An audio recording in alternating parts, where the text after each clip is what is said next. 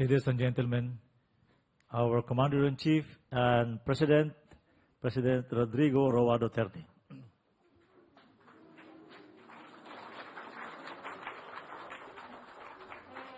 Kindly sit down, thank you. Still here, Dito Boss is, you join us there. Senate President Aquilino Pimentel III, Secretary Delfen Lorenzana, Secretary Hermogenes Esperon Jr., General Ricardo Bisaya, our brave soldiers who have been wounded in action, the officers and men and women of the armed forces of the Philippines, my fellow workers in government, my beloved countrymen.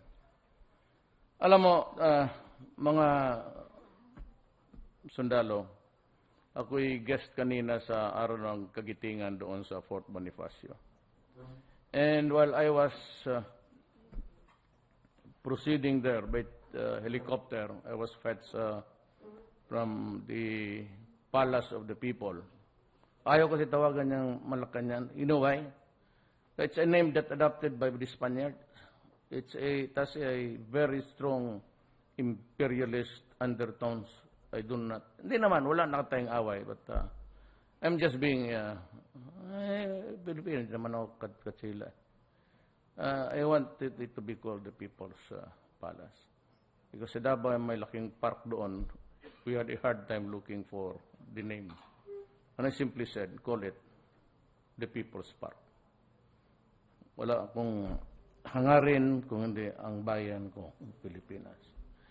Sa chopper, isip-isip ko, anong masabi ko sa inyo? Jerome, anong I'm not good at, Tagalog. I still have to grapple with words. So let me just say it in English. I was trying to put my mind in the proper perspective of talking to soldiers. But the one thing that I really liked was not even a soldier. During the Japanese occupation, inaresto nila si Chief Justice Jose Abad Santos. And he was brought to Malabang with his family. But in one of the occasions there, parang pista ata ng hapon yun, he was made to swear to the Japanese flag. At sabi ni Justice Abad Santos, no way. No way kung gawin yan. At wala naman mga tao doon, history records it to be like this. Umiyak yung anak niya, the son cried and begged his father, pumayag ka na lang, wala naman tao dito, at ano ba naman yan? Simple lang naman yan. Ba't ka pa magpakamatay? And you know what? Ang sagot niya sa anak niya is ganito. Son, do not suggest to me a thing which would be treason to my country. Sabi niya, huwag mo akong iyakan. Kasi hindi lahat ng Pilipino, not all Filipinos are given that rare chance to die for his country. Yan ang tandaan ninyo. Yan ang pinaka-paborito. Alam ko sa Obrizal. But ito sinabi kasi niya, hindi lahat ng Pilipino pinagbigyan. How I wish I would hear my son say something to me on the same, similar, or parallel, at masabi ko sa kanya, thank you. Magpasalamat ka at binigyan ka ng pagkaroon na ako mamatay rin sa bayan ko. But I'm not a soldier. I don't know kung saan ako papunta, pero ganito yan. Lahat naman tayo. Lahat tayo may sinusunod.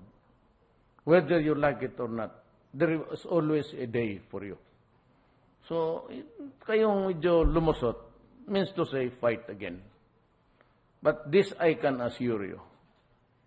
My presidency will take care of you. Wala kayong dapat alalanan.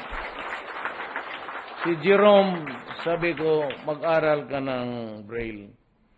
Alam mo ba, Jerome, si Bocelli? Singer? Yeah. bulag yan. Bert, kita ang lakas ng...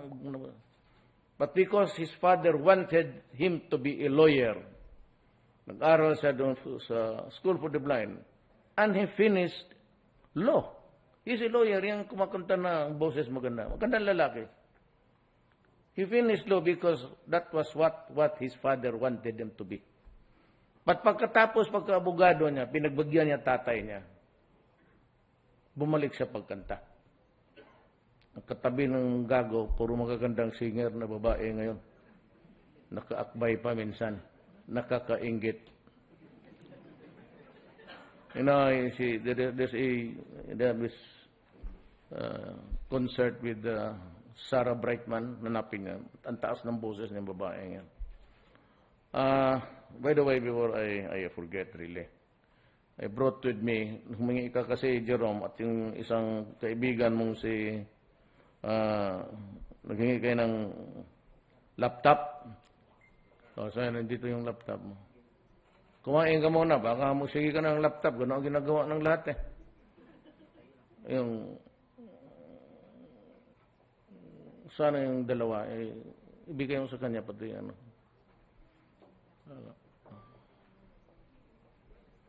Pati siguro, kotse na.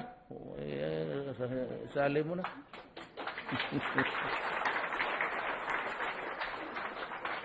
Where's the other one? Ay, ikaw? Oh. Tsaka may dala akong wheelchair na electric to, ha? Huwag mong ibunggo to. Huwag ka rin sa hagdanan. Diyan ka lang sa baba. It's an electric wheelchair. At sino ko yung may gustong kailangan, baski tuhod lang yung maliit na sugat, gusto mo lang magpasyal-pasyal, ayan, patakbuhin mo. Okay, but he has to learn, parang drive lang yan eh, yung parang manubela. But it's, sana, ayan, ang wheelchair na sa likod. Sauli mo yan doon sa doktor mo, pangit yan. Ito na. Ayan, drivean mo yan. Parang manubela na yan. Ganun mo lang. So, wag na muna tayo mag-speech, mag-storya na lang tayo. Careful, ha? Careful. Alalayan mo. No.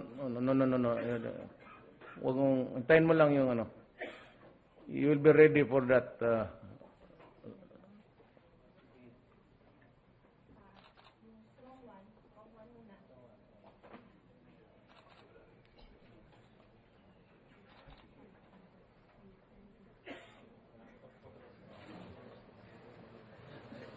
Baka may control mo, ha? Alalayan mo lang.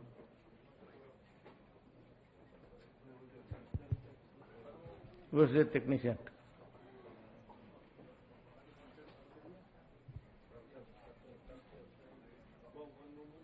Ano to bang? Tatakbo na o?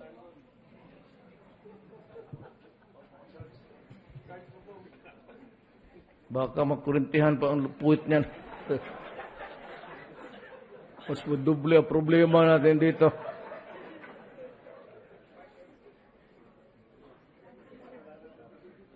Ayan. Bantay, ha? Parang forward mo lang.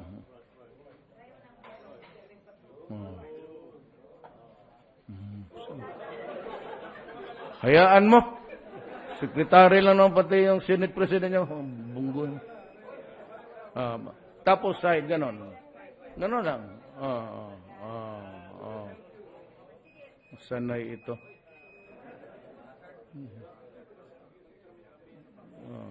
Kita mo kung magpisil ng ano.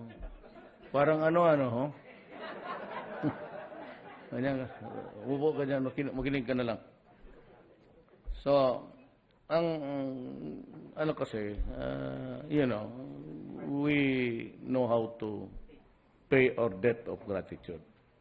Kayong lahat, actually heroes na kayo. Walang problema yan.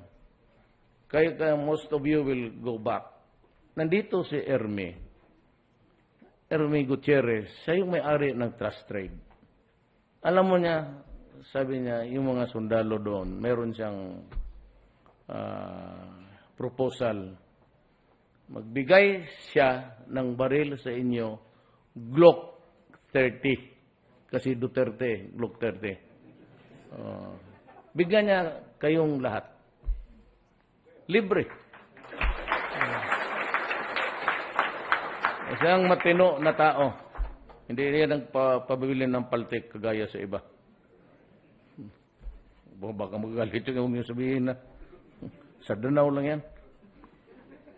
So, wag naman tayo ng speech yan. What I really plan to do is, yung na-release ko na yung kanina, for release na, yung 4.6 billion sa mga byuda at yung mga generals na retired man.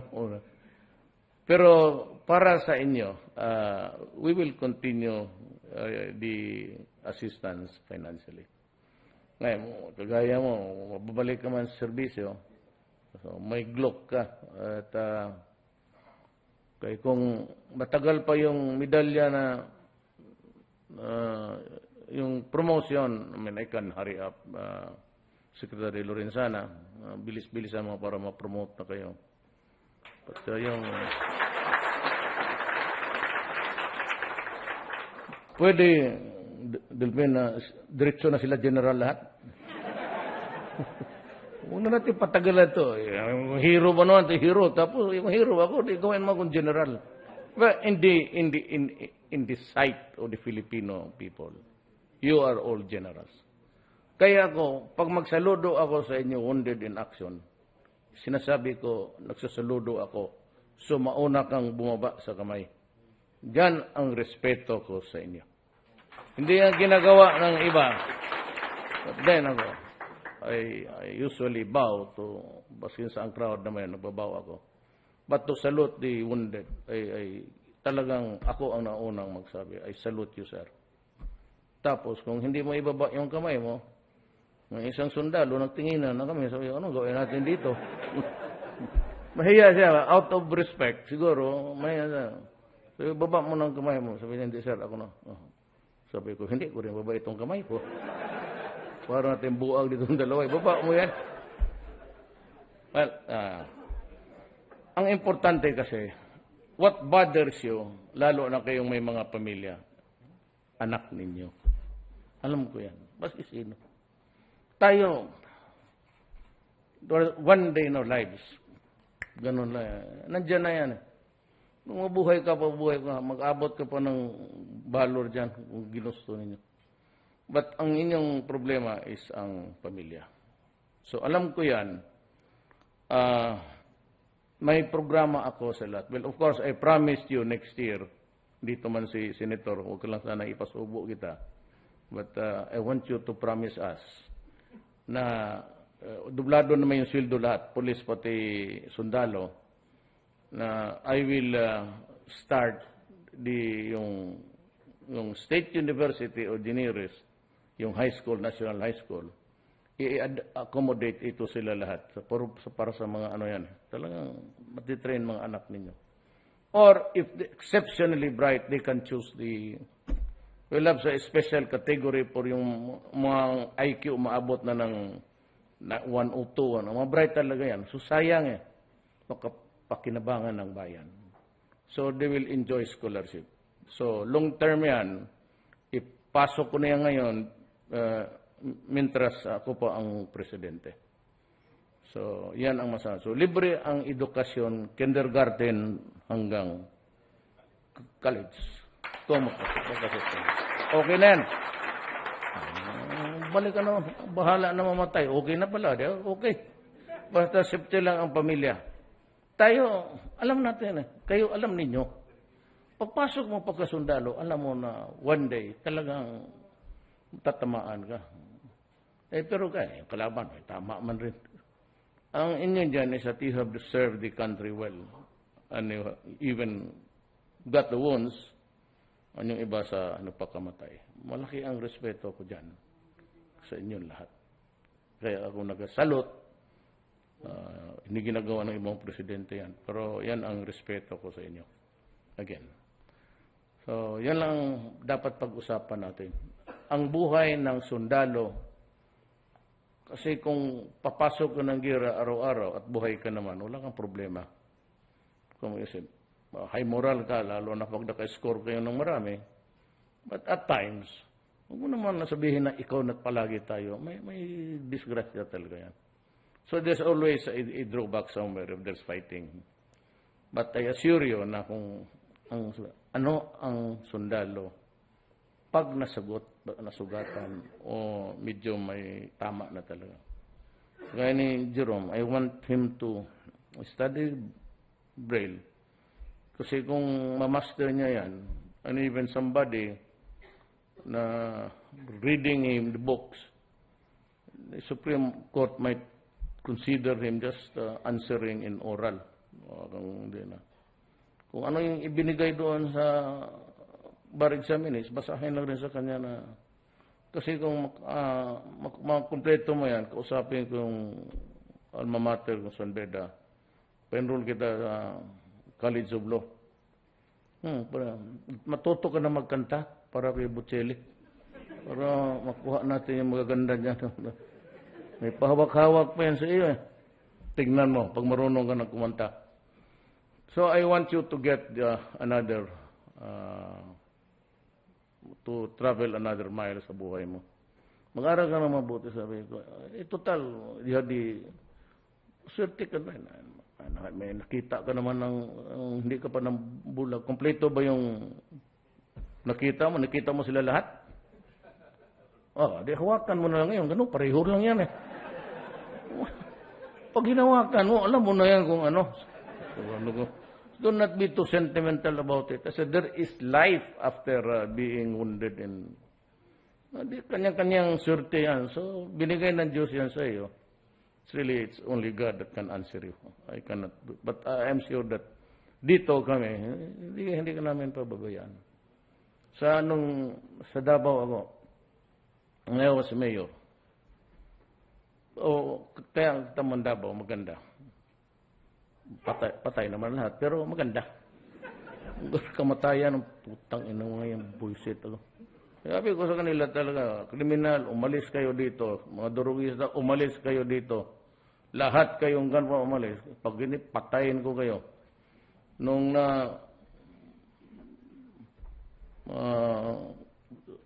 city director si Secretary Goy Lito, patay lahat. Doon naubos. Demandado naman kami lahat. Sila. Do you know, recommended sila for dismissal 27 police officers. Kaya ako nagwala eh. Sabi ko, hindi ako papayag. Hindi ako papayag na may sundalo, may pulis, magpunta ng kulungan dahil sa nagtatrabaho. Kalukuhan niya. Kalukuhan niya. Huwag kang magtakot. Basta trabaho. Isang perma lang yan. Ano? Pardon.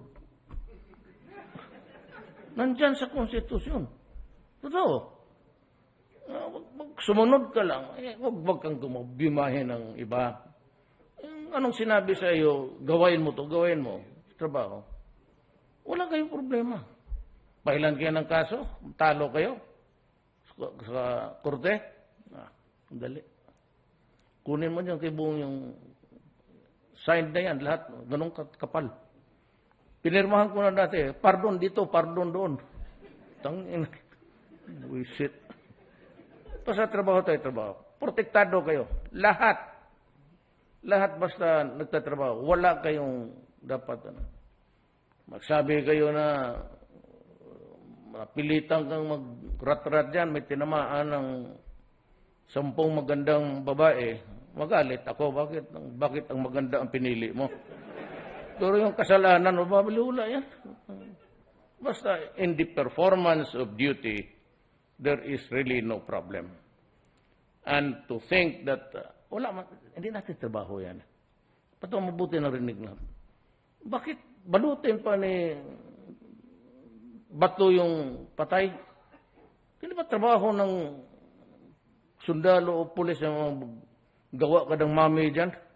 Hindi mo mga nabalot siya. Wasting your time. Isang bala lang yan. And you know, when you are in a war, in the coming days, it will be hard for us to,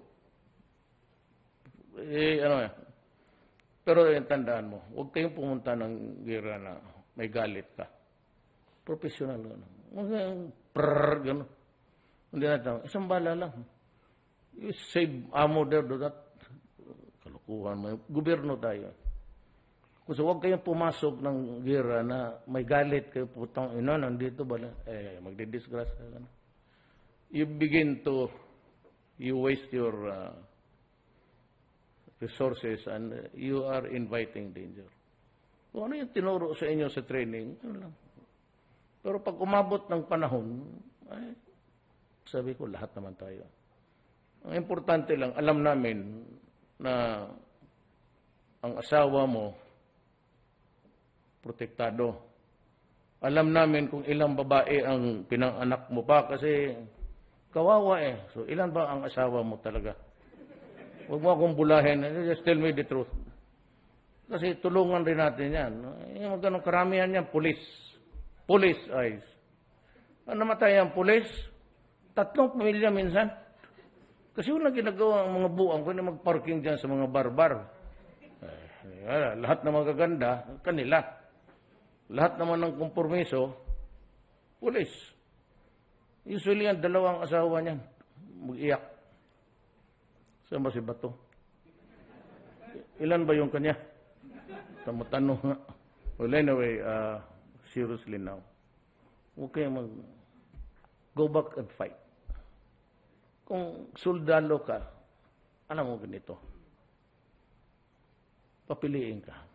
Soldado ka, tumawid ka dyan sa Edsampu, tapos nasagasaan ka pa ng, yan ang gusto mong kamatayan? Ako, kung ako ang sundalo, gusto ko mamatay ako dyan sa ratratan tayo harapan.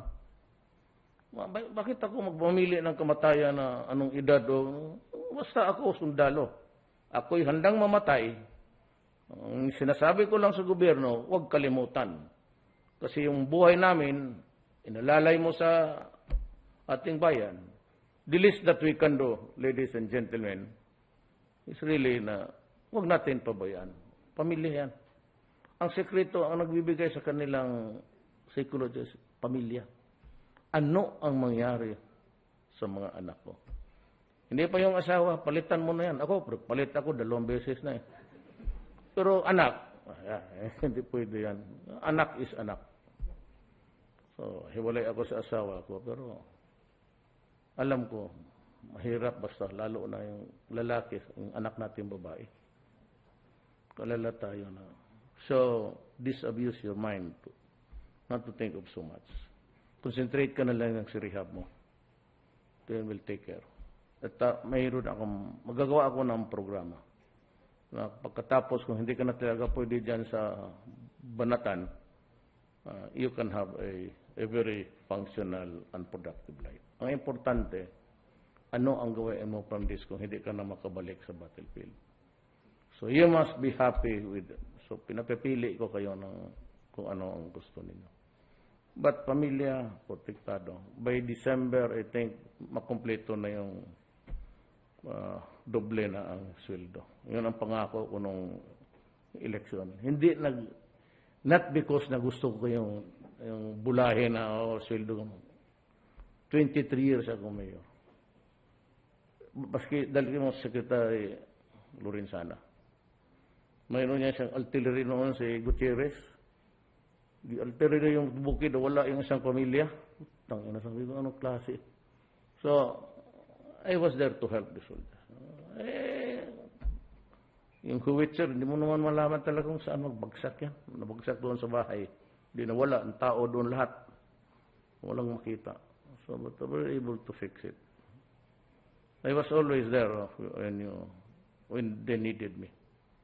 And for as long as God will give me the productive years of my life, I'm 71, I will be in the presidency to protect you and to pray.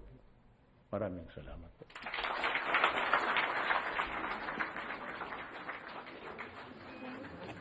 Daghang salamat kanimo, mahal namong Presidente, sa init nimong mensahe na naghatag og inspirasyon sa atong mga kasundaluhan.